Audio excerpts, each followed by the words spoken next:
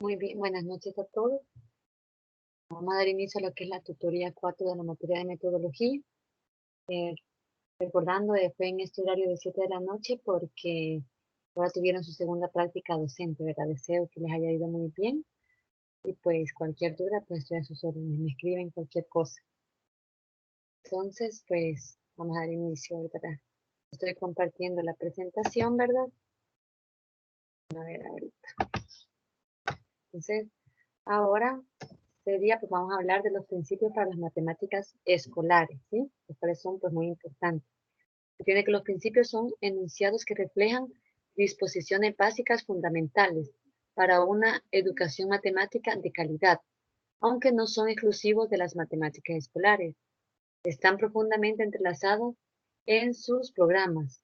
No se refieren a contenidos o procesos matemáticos específicos y por tanto son completamente diferentes de los estándares, ¿sí? Pues vamos a ver, pues, cuáles son estos, ¿verdad? Antes se tiene que los principios pueden inspirar los desarrollos curriculares, la selección de materiales, la programación de lecciones o unidades didácticas, las evaluaciones, la adscripción de alumnos y profesores a las clases, las decisiones para la enseñanza en las aulas y los planes de perfeccionamiento y desarrollo profesional del profesorado. Pero su poder como guías y herramientas para tomar decisiones deriva de su interacción conjunta por los responsables educativos para desarrollar programas de matemática, como lo es pues el proyecto SMAT, ¿sí? Que si ustedes recuerdan, un día les mencionaba, ¿verdad? Que hay un nuevo programa de matemática, y pues es ese, es el programa que ahora es el programa SMAT, ¿sí? Entonces esos principios pues son como una guía, ¿verdad? Para inspirar lo que es el currículum y todo lo demás. Entonces, ahora sí, tenemos que son 6 principios que plantean los siguientes temas. ¿Cuáles son? Pues los siguientes, ¿sí? El primer principio, pues es el principio de igualdad. Se tiene que la excelencia en la educación matemática requiere igualdad, es decir, grandes expectativas y sólido apoyo para todos los estudiantes, ¿sí? O sea, vean, hay que dar expectativas y fuerte apoyo para todos los estudiantes. Debe haber una igualdad para todos los estudiantes, para el que le cuesta, para el que le es fácil, de igual manera, ¿sí? Por eso se refiere a apoyo y altas expectativas. Debe de esperar lo mejor de cada uno. Se tiene que la Constitución de El Salvador establece el derecho de igualdad ante la ley y el derecho de educación, ¿verdad? Eso está en la Constitución de nuestro país. Y hay una igualdad de la ley y hay un derecho de ahí también de la educación. De que este principio desarrolla ambos derechos. Entonces, el principio de igualdad aquí en la matemática toma esos derechos, ¿sí? Que son fundamentales, pues establece como objetivo que todos los alumnos deben tener oportunidades para estudiar matemáticas, ¿vean? Todos los alumnos por igual, que nosotros debemos ofrecerles la matemática y debemos de apoyarles para que ellos las aprendan, independientemente de sus características y circunstancias personales, ¿sí? Yo no puedo decir, me voy a ir mejor con este alumno porque aprende más rápido, al otro mucho le cuesta, no, ¿verdad? Debo ofrecer yo una igualdad, ¿sí? Crear métodos, pues, para que mi estudiante, entre comillas, bueno, para que el que le cuesta un poco menos la materia, la aprenda y también para que mi estudiante se tarde un poco más en entender las cosas, pues también la aprenda, ¿sí? Debo tener igualdad de trato y de enseñanza para ello. Dice que existe una creencia extendida en la sociedad y también en parte del profesorado, de que solo algunos estudiantes son capaces de aprender matemática, ¿verdad? Pero sabemos que eso es mentira, todos son capaces. Lo que pasa es que unos estudiantes aprenden más rápido y pues a otros les cuesta un poco más, pero eso es pues normal, no hay nada de malo con eso. Luego tenemos que los sistemas educativos están obligados a asegurar que todos los estudiantes participen en un programa de matemáticas excelente y equitativo, vean, que proporcione un fuerte apoyo para su aprendizaje y que debería considerar los conocimientos previos, las capacidades intelectuales y los intereses personales, ¿sí? Entonces, todo el sistema educativo está obligado a eso, ¿sí? Asegurar que todos los estudiantes, pues, tengan los medios para poder aprender lo que es la matemática. Dice acá, entonces, por consiguiente, tienen que atender las necesidades matemáticas individuales de todos los alumnos. sin entorpecer el aprendizaje de otros. ¿Qué quiere decir eso? Que no tampoco por atender a uno voy a dejar al otro, no, ¿verdad? Tengo que buscar métodos yo para que todos me entiendan. Dice que aquellos que prometen mucho en matemáticas y muestran un profundo interés en el estudio de matemáticas avanzadas necesitan oportunidades adecuadas para alcanzar su propósito, ¿verdad? O sea, no puedo dejar tampoco a esos alumnos que quieren aprender más y más y más, no, tengo que proporcionarles yo eso. Y pues a los que les cuesta un poco más, de igual manera, proporcionarles medios para que se les haga un poco más sencillo lo que es el aprendizaje de la matemática. Entonces, se tiene que las tecnologías de la información y comunicación, que son las conocidas como TIC, ¿verdad? Pueden contribuir a alcanzar la igualdad en la clase, ¿sí? Nosotros tenemos esos medios, ¿sí? Medios tecnológicos que nos pueden facilitar que tanto el alumno que se le hace más fácil como el que le cuesta más, yo pueda ayudarle para que tenga un aprendizaje, ¿sí? Por ejemplo, hay programas tutoriales, también puedo conectarme con alumnos en algunas comunidades, pues, un poco difíciles, como las comunidades rurales, ¿verdad? Esto me permite, ¿verdad? Poder comunicarme pues, con ellos, la tecnología.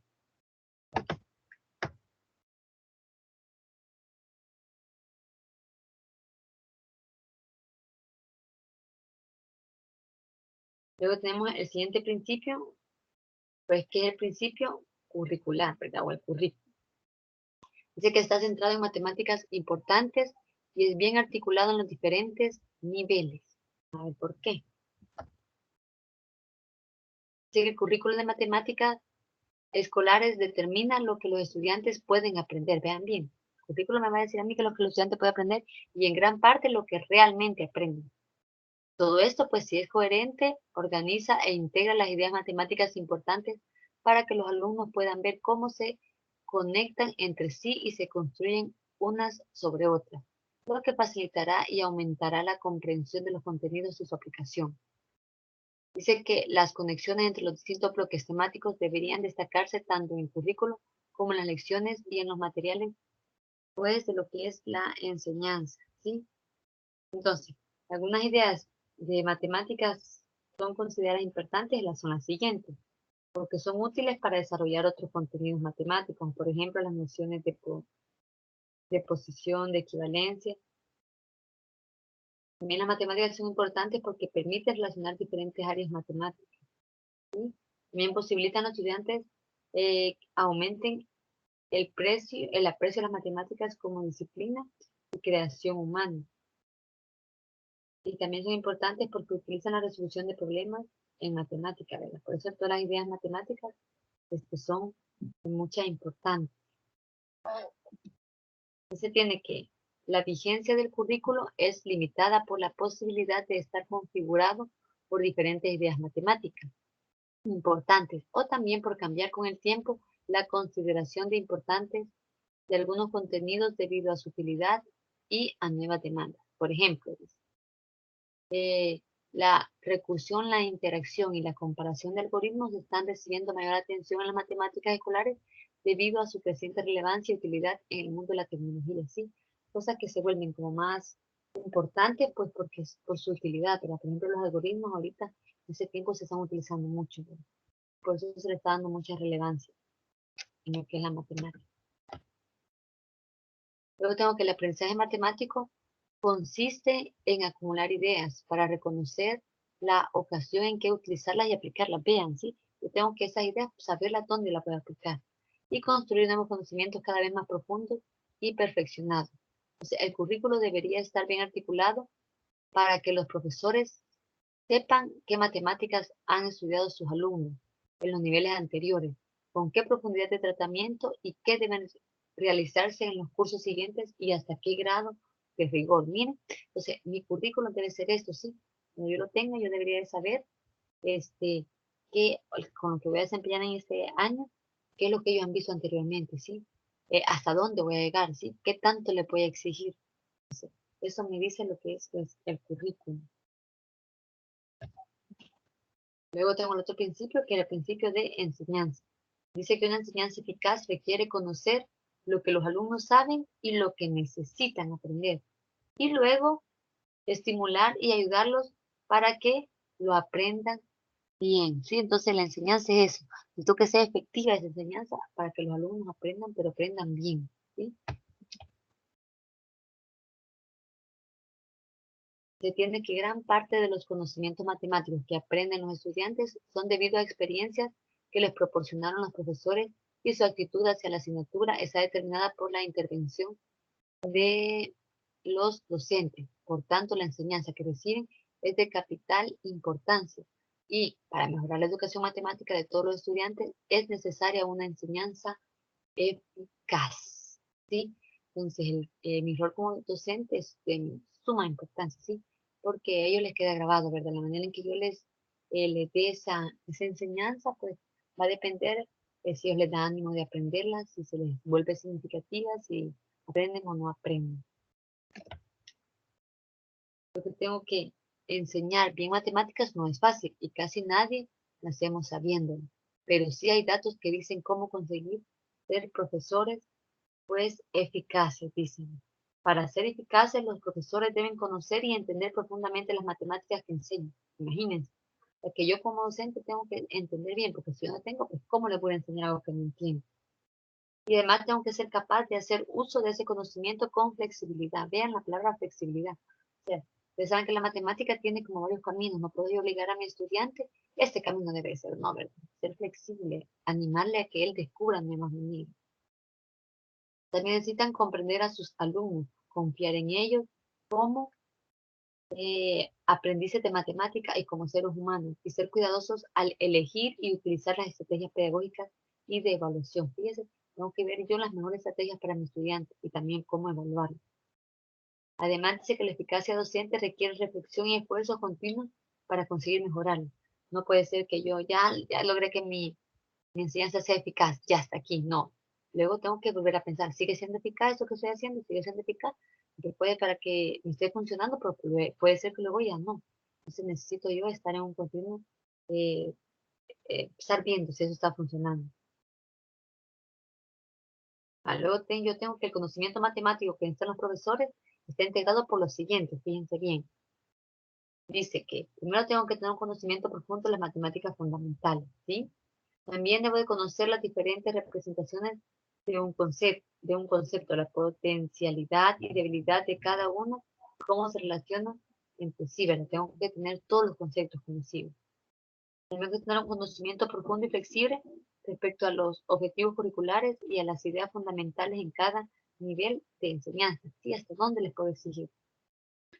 También debo conocer qué ideas crean dificultad frecuentemente en mis alumnos, ¿sí? Tengo que estar preparada para eso.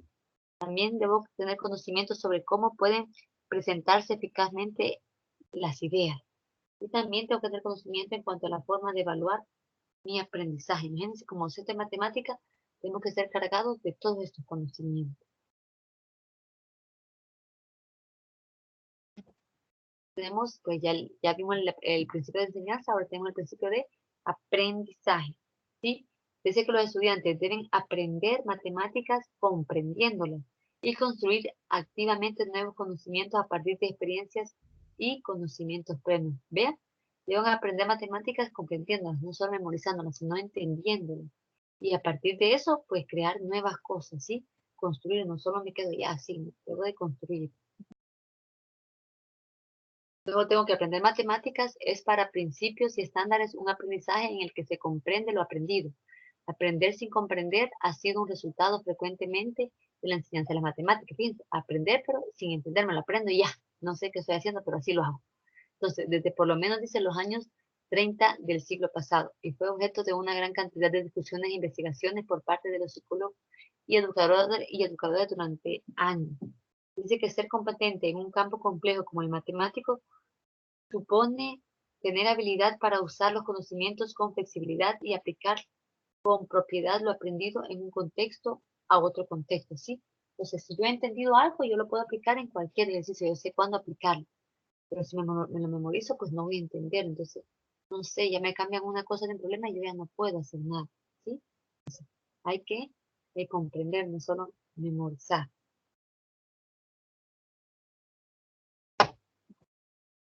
Luego tenemos eh, que hay que aprender con comprensión. Y eso hace también más fácil el aprendizaje posterior. Si yo entiendo y hacer todo, pues es más fácil. Entonces, entiende que vivimos en un mundo cada día más tecnológico y hace que los cambios se sucedan con mayor rapidez. Hechos o procedimientos matemáticos que se consideraban fundamentales dejan de serlo, como por ejemplo la mayoría de los procedimientos aritméticos y algebraicos que constituían el núcleo del currículo de matemáticas pueden ser ahora efectuados con la calculadora de bolsillo, por lo que la comprensión de conceptos y la flexibilidad para razonar son requisitos imprescindibles para enfrentarse con nuevos problemas y contextos y alcanzar una vida satisfactoria, sana y exitosa, tanto en lo profesional, en lo público como en lo privado. Vean, entonces ya los procedimientos algebraicos ya hay máquinas que lo pueden hacer. Entonces, lo que ahora se busca más, ¿verdad? Eh, es que el alumno pues comprenda, entienda, investigue, ¿sí? La investigación es algo que se está pues queriendo hacer mucho ahorita. Así que aprender comprendiendo facilita la consecución de objetivos matemáticos como propiciar la autonomía de aprendizaje, ¿sí?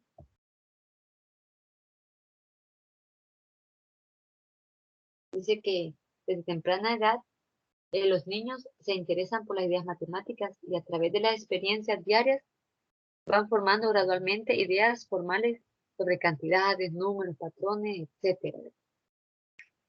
Entonces dice que los tipos de experiencias proporcionados por los profesores desempeñan evidentemente un papel principal para determinar la amplitud y la calidad de aprendizaje de los alumnos, que sea un papel pues importante de, de, de los, de los maestros.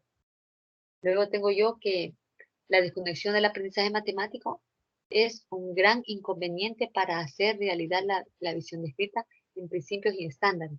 Demasiados estudiantes se alejan de las matemáticas escolares, lo que crea un serio problema no solo para sus profesores y sus padres, sino también para una sociedad que depende cada día más de ciudadanos preparados en destrezas matemáticas. Imagínense ahorita, pues casi toda la tecnología pues se pase de matemáticas, entonces se necesitan personas que entiendan esto y como los jóvenes ahora no están interesados, pues estamos pues en graves problemas, me están diciendo.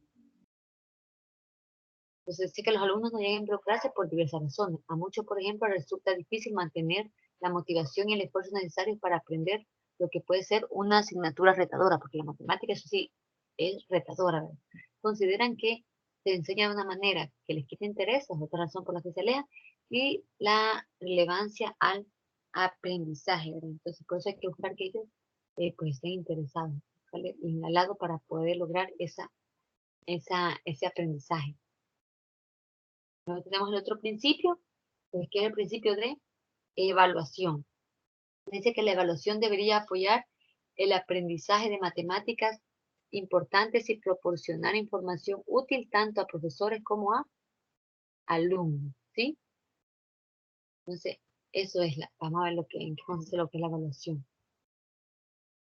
Dice que si la evaluación consiste en un examen al final del periodo de enseñanza para certificar las adquisiciones de los alumnos, se está desaprovechando otros propósitos importantes que tiene, porque es la evaluación, ¿verdad? No solo hacer un examen. Sí, se debería constituir una parte integral de la enseñanza, una parte habitual que informe al profesorado y le sirva de guía para la mejora de toma de decisiones y que informe al alumno de su proceso educativo. Es decir, no solo debería hacerse a los alumnos, sino también para los alumnos. ¿Qué quiere decir esto de para los alumnos? Si la evaluación debe de ser una guía para mí como maestro para mejorar, ¿sí? Para ver en qué ellos están fallando, o sea, qué puedo hacer yo para que ellos mejoren, y también que le sirva al alumno para que vea él en dónde está fallando, ¿sí? Y que así él pueda hacer un proceso de evaluación consigo mismo y pues mejorar, ¿sí? Ese es el fin de lo que es la evaluación. Dice que una buena evaluación puede enriquecer el aprendizaje de diversas formas.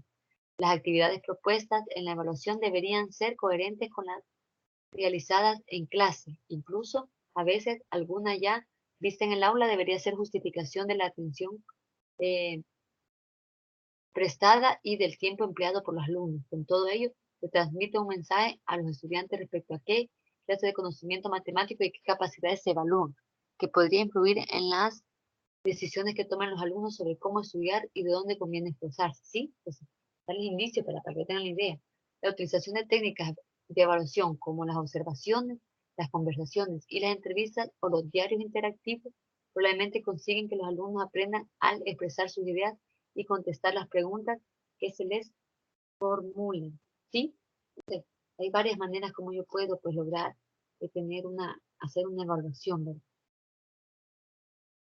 Así que el análisis de la evaluación asignada a las tareas de evaluación, los resultados pueden ayudar también a los alumnos a fijar objetivos, asumir responsabilidad de propio aprendizaje y llegar a ser aprendices más independientes, que es lo que se quiere, ¿verdad? Que sean personas, pues, independientes, cada uno de los alumnos. Por eso tiene que los profesores deberían tener una idea clara de lo que se debe enseñar y aprender. Y la evaluación debería estar en consecuencia con dicha idea, reflejando las matemáticas que todos los estudiantes necesitan conocer y son capaces de hacer, concentrándose en su comprensión y las destrezas procedimentales, ¿sí?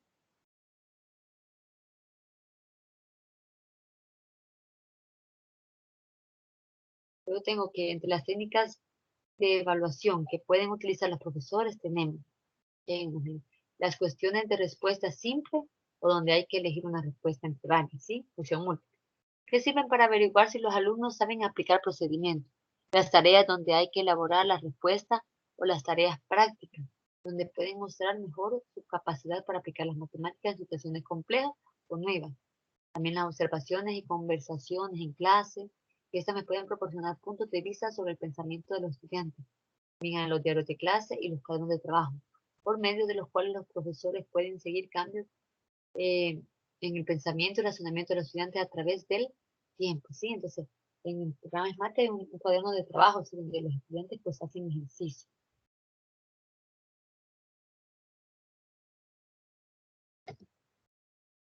Ahora tengo eh, cómo seleccionar esos métodos pues, de evaluación. Vamos a ver ahorita.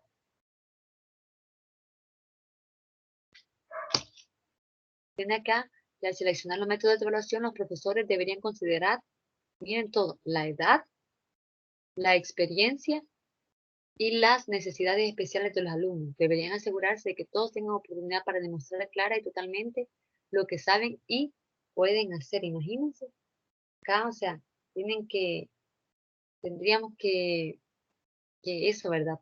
De tomar en cuenta todas estas partes para ellos, ¿sí?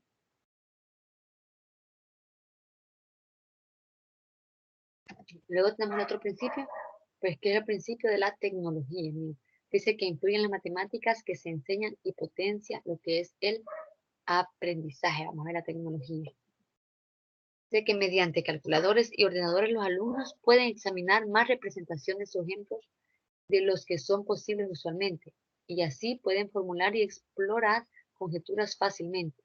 La potencia gráfica de los instrumentos tecnológicos permite el acceso a modelos visuales que muchos estudiantes son incapaces de generar o no están dispuestos a hacerlo porque no quieren, ¿verdad? La capacidad de cálculo de los recursos tecnológicos amplía la serie de problemas esenciales a los alumnos y los capacita para ejecutar procedimientos rutinarios con rapidez y seguridad. Entonces, yo puedo hacer uso pues de esa tecnología, ¿sí? Este, eso, la tecnología me sirve para ampliar el conocimiento de los estudiantes. A ellos les puedo presentar cosas que a mano pues es muy difícil hacer. Puedo hacer cosas que no solo son cálculos, no necesito pensar, ¿verdad? Nada más calcular, ahí lo hago y ya puedo dedicar tiempo a otras cosas como muy importantes, ¿sí? Para profundizar. Dice, para que la tecnología constituya una parte esencial de la clase, las herramientas tecnológicas tienen que seleccionarse y usarse de manera que sean compatibles con los objetivos educativos. No deberían utilizarse como sustituto de los conocimientos e instituciones básicos, sino que pueden y deberían usarse para propiciarlos. Vean, ¿sí? O sea, que eso me debe servir para propiciar mi conocimiento, ¿verdad? No sustituir el conocimiento, ¿no? O para enseñarlo de una manera diferente, hasta puede ser más llamativa para los estudiantes. Entonces tengo que, cuando algunas destrezas antes esenciales son menos necesarias debido al uso de los instrumentos tecnológicos, se puede pedir a los alumnos que trabajen a más altos niveles de generalización y abstracción. Entonces, como los cálculos yo los puedo hacer ahí, yo les puedo pedir a ellos un mayor eh, nivel de generalización, ¿sí? Que analicen, que piensen, que vean las cosas abstractas en la matemática, ¿verdad? ¿Por qué tengo ese espacio? Pues porque, por eso mismo, porque los cálculos los puedo hacer de esta manera, ¿sí? Esos eran los principios, ¿sí? Ahora tenemos las acciones y las responsabilidades para la realización de los principios. O sea, ¿qué acciones puedo tomar? ¿Quiénes son los responsables de realizar esos principios? Tengo que los profesores y alumnos son los protagonistas de la enseñanza. Aquí están los dos, miren. Y el aprendizaje de las matemáticas. Las decisiones que toman los primeros, o sea, los alumnos, cada día determinan la calidad y efectividad de la educación matemática que reciben, pues, los alumnos, ¿verdad? O sea, cómo lo hacen los profesores a los primeros, pues sí. Determina la calidad y efectividad de la educación matemática que reciben, pues, los alumnos. Y la respuesta de estos colaborará o no en la consecución de los logros deseados, pero ambos son solo dos de las partes del complejo sistema pues, educativo. ¿Sí? O sea, acá tengo los profesores de matemáticas. Dice que los profesores de matemáticas que tienen que desarrollar y mantener los conocimientos matemáticos y pedagógicos necesarios para enseñarla bien. ¿Para enseñar qué? Bien, pues la matemática. Entonces, tienen que ser capaces de eso. O sea, por eso es que un profesor de matemáticas tiene que tener pues todo lo que ya hemos dicho anteriormente, ¿verdad? Conocer la matemática, saber diferentes tipos de evaluación y todas esas cosas. Bien, tenemos que los estudiantes de matemáticas son otros protagonistas, pero ellos deben de aprender matemáticas, es estimulante, gratificante y a veces difícil, ¿sí? Entonces el estudiante debe ser capaz, ¿verdad? De estar dispuesto a enfrentarse a situaciones diferentes, ¿verdad? Que no se ha encontrado, pero es algo estimulante y gratificante cuando se logra aprender algo, pues, que era al principio complicado, pues se siente una gran satisfacción, ¿sí? Entonces se tiene que, pues los alumnos necesitan dedicar diariamente un tiempo para trabajar en matemáticas. Imagínense, diariamente, que podría comenzar con un corto tiempo en los primeros ciclos y luego irse incrementando lenta pero gradualmente en los siguientes ciclos de los ciclos hasta llegar al bachillerato y a la universidad. Entonces, aquí puede ser donde está fallando, ¿verdad? Los alumnos no quieren tomar ese tiempo muchas veces extra para, para poner esta práctica, ¿verdad? De aprender matemáticas, ¿sí? En su casa. ¿Por qué? Porque hay cosas pues, que necesitan ese tiempo, se necesitan. Y hay estudiantes que lo necesitan ellos. Entonces, pues, esto es hay que animarle, ¿verdad? A ellos, ¿sí? Y para eso hay que hacerlo de diferentes maneras, no solo leyendo, sino por medio de los usos tecnológicos que puede ser.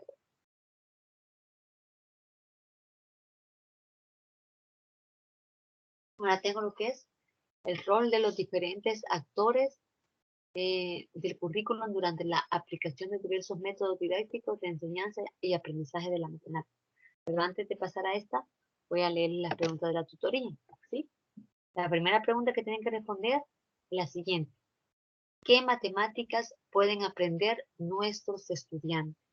Repito, ¿qué matemáticas pueden aprender nuestros estudiantes? ¿Sí?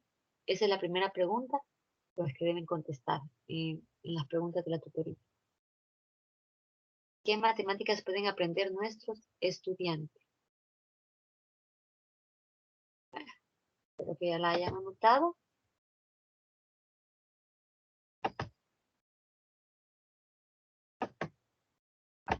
Bueno, vamos a continuar. Bueno, ahora tenemos que saber matemáticas no es solamente saber definiciones, fíjense bien, teoremas, identificar propiedades de números, magnitudes, polígonos u otros objetos matemáticos. Para reconocer la ecuación, de utilizarlos y aplicarlos. La persona que sabe matemáticas ha de ser capaz de usar los contenidos matemáticos para resolver problemas. Vean, entonces no solo basta con saber, sino que debo de saber utilizar ese conocimiento. ¿Sí? Si yo sé utilizarlo, entonces yo puedo decir que sé matemáticas. Y entonces acá surge una pregunta. ¿Qué matemáticas pueden aprender nuestros estudiantes? ¿Sí? Era, por cierto, la primera pregunta, ¿verdad? Que aparecía acá que tienen que contestar. Dice, los profesores de matemáticas tenemos la misión de ampliar el conocimiento y la comprensión matemática que nuestros alumnos poseen y para ello prepararnos detallando planes de trabajo, pero deberíamos tomar en consideración los datos que indican aquello que los estudiantes son capaces de aprender, ¿sí? Entonces yo debo de ir conociendo a mis estudiantes, ¿verdad? Pero mi misión sabiendo es que yo debo de ser capaz de ampliar ese conocimiento que ya tienen. No pueden ser que me den unos estudiantes y yo los termine con ese mismo conocimiento que ya tenían, ¿no? ¿Verdad? Debo ser capaz de ampliar ese conocimiento, esa es mi misión. Y irlo viendo, ¿verdad? Ver qué les puedo sacar de ellos, ¿verdad? En qué son buenos cada uno.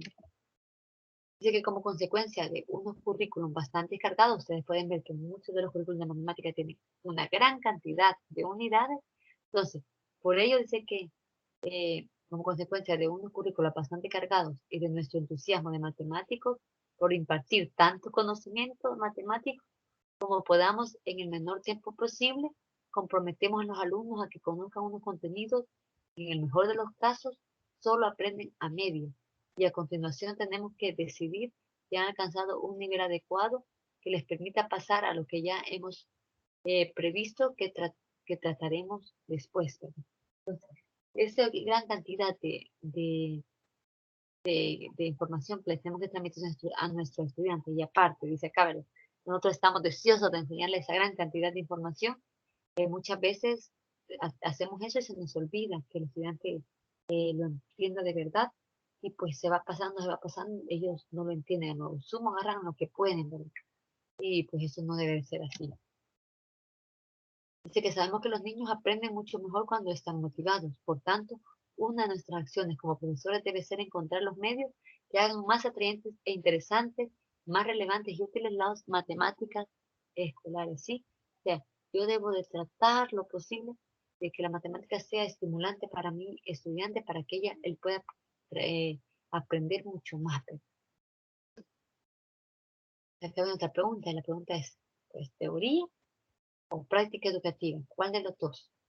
Se tiene que en la enseñanza y aprendizaje, la teoría describe la forma en que se aprende y la práctica prescribe cómo las personas influimos para que se aprenda, ¿sí? Los dos aspectos eh, controvertidos que llegan a dividir a los profesores en dos grupos, los teóricos de la docencia y los dedicados a la práctica docente, ¿verdad? Hay gente que dice, no, primero tengo que yo saber toda la teoría, y eso es lo importante, saber toda la teoría, y después voy a ver si practico. No, hay otros maestros que dicen, no, no, tengo primero que practicar yo, ¿sí? Y al estar practicando yo me doy cuenta y voy aprendiendo la teoría, ¿sí? Entonces, están exactos ahí. Y pues las dos están, ¿verdad? La verdad es que las dos están entrelazadas, ¿sí? La teoría y la práctica. Necesito teoría para ponerla en práctica y pues de la práctica yo pues voy comprendiendo otras teorías también. Y luego acá viene otra pregunta. ¿Necesitan los profesores de matemáticas conocer teorías de enseñanza-aprendizaje? ¿Será que sí? ¿Será que no? Pues dice que para desarrollar su labor, los profesores tienen que tomar decisiones respecto a algunas cuestiones como qué contenidos impartir, o en el caso de programas oficiales, en cuáles poner más énfasis, porque es muy difícil poner mucho en absolutamente todo, ¿verdad? Más cuando es demasiado. También cómo aprenden los alumnos, cómo impartir los contenidos, qué metodología utilizar, tener en cuenta las diferencias individuales o un currículo estándar, uniforme para todos, etcétera. Entonces, sí, ¿verdad? Es necesario que los profesores de matemáticas conozcan teorías de aprendizaje y de enseñanza. ¿Por qué? Porque eso le va a ayudar a, a desarrollar mejor los contenidos. ¿Para qué? Para que el estudiante, pues, aprenda. Luego están las actividades mentales en el aprendizaje de las matemáticas. ¿Sí? Entonces, se tiene acá que las matemáticas son, ante todo, una actividad mental, dice. Así que las matemáticas estudian las relaciones entre los contenidos matemáticos y las operaciones mentales o cálculos que pueden dar lugar. ¿Se fijan? Muchas veces los cálculos para nosotros los hacemos en la mente, ¿sí? Dice que la formación de la capacidad matemática, el llamado saber hacer, incluye tanto el uso de conceptos como el de estrategia, el saber demostrar, el saber resolver, como de actividades algorítmicas, el saber calcular, el saber operar, también como de actividades comunicativas, el lenguaje y símbolos matemáticos, ¿sí? Todas estas cosas pues están entrelazadas, tengo que conocerlas, yo todos estos saberes. Entonces tengo que diversos investigadores se han ocupado de intentar clasificar las actividades mentales que tienen lugar en el aprendizaje. Entre los más sobresalientes podemos citar a Poila, que examinó el proceso de resolución de problemas matemáticos. Bloom y Kolb, que analizaron los objetivos de evaluación de educación en el campo cognitivo. Skem, que examinó los procesos que hay que adoptar al operar matemáticas. Cagney, que describió 8 tipos de aprendizaje, y Brown, que señaló que existían 4 tipos de aprendizaje matemático. Eran memorización simple, aprendizaje algorítmico, aprendizaje conceptual y resolución de problemas, lo que estás mencionando ahorita, todo lo que debe ir conjugado. ¿Sí? Y luego aparece pues lo que es el término de memorización simple. Pero ahorita le puedo dictar la otra preguntita. La otra preguntita que tienen que hacer y responder es, ¿por qué es importante que los profesores de matemáticas conozcan las teorías de enseñanza-aprendizaje que acabamos de mencionar? Repito, ¿por qué es importante que los profesores de matemáticas, repito, ¿por qué es importante que los profesores de matemáticas conozcan teorías de enseñanza-aprendizaje? ¿Por qué es importante que los profesores de matemáticas conozcan teorías de enseñanza-aprendizaje? ¿Sí? Ahí está. Vale. Contesta la segunda pregunta. Vale, ahora vamos con la que hablábamos. Eso de memorización simple, que dice que la disposición inmediata del conocimiento es evidentemente un factor de eficacia, por lo que la memorización de contenidos matemáticos es importante para su uso eficaz. ¿Sí? En matemáticas hay cosas que son necesarias pues, de memorizarlas, ¿verdad? Y eso me ayuda a hacer las cosas como más rápido. Entonces, por eso dice acá que pues, es necesario. En otras palabras, la retención y la memorización son más fáciles si lo que se hace, si lo que se ha aprendido es significativo en relación con la estructura de conocimiento ya existentes en la mente del que aprende. ¿Qué quiere decir esto? Que si yo hago un aprendizaje significativo, o sea, hago que mis estudiantes asocien las cosas para que se las aprendan, asocien con un conocimiento previo, ellos lo logran retener durante más tiempo, ¿sí? Y hay una retención porque lo han entendido, no se les olvida tan fácilmente. Y por eso es bueno que el aprendizaje sea significativo, que ellos lo asocien con algo ya vivido para que se mantenga ese conocimiento. Es decir, que en conclusión, en el aprendizaje de las matemáticas y sobre todo en los primeros años, parece inevitable que esté presente el aprendizaje memorístico o por simple asociación, ¿sí? O sea, que yo asocie esto lo asociaba con aquello conocimiento que ya tenía, esto otro lo asocio con esta otra cosa, ¿sí? Por ejemplo, las fracciones que yo lo asocien con una pizza, digamos, porque la pizza se parte en diferentes partes para la redundancia. Entonces, eso, ¿verdad? Es inevitable, ¿sí? El aprendizaje memorístico en los primeros años también. Y lo tenemos el aprendizaje de algoritmos. Ya que el aprendizaje de las matemáticas se interesa mucho por el aprendizaje de algoritmos, hasta el punto que durante años aprender matemáticas ha sido aprender a hacer las 4 operaciones básicas, ¿sí? La suma, la resta, la multiplicación, la división, ¿verdad? Durante años era como la base. Entonces ahora tenemos diferentes tipos de algoritmos, ¿verdad? Para resolver diferentes tipos de problemas. Entonces eso se han vuelto, pues, eh, como una base, ¿sí? El aprendizaje de algoritmos. Y el aprendizaje también para hacer algoritmos, ¿sí? También se está tratando que los estudiantes sean capaces de realizar ellos con un algoritmo, ¿sí? Una serie de pasos de cómo resolver, pues, una problemática, ¿sí? Luego tenemos la última pregunta de la tutoría, que es la tercera, que dice lo siguiente. ¿Cuál es la diferencia entre teoría o práctica educativa? Repito, ¿cuál es la diferencia entre teoría o práctica educativa?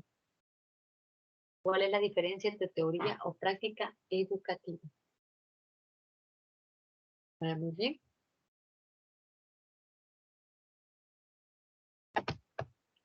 Pues esa sería la última pregunta. Con esto finalizaríamos lo que es esta tutoría, ¿verdad? Ya saben, cualquier pregunta que tengan, me escriben ya sea a la plataforma o al correo institucional y con gusto ahí pues les atiendo. También recuerden estar revisando la plataforma constantemente para ver cualquier actividad que se vaya presentando, entregarlas en las fechas estipuladas y todo lo demás, ¿sí? Así que lo que sí que tengan un buen fin de semana. Saludos y bendiciones.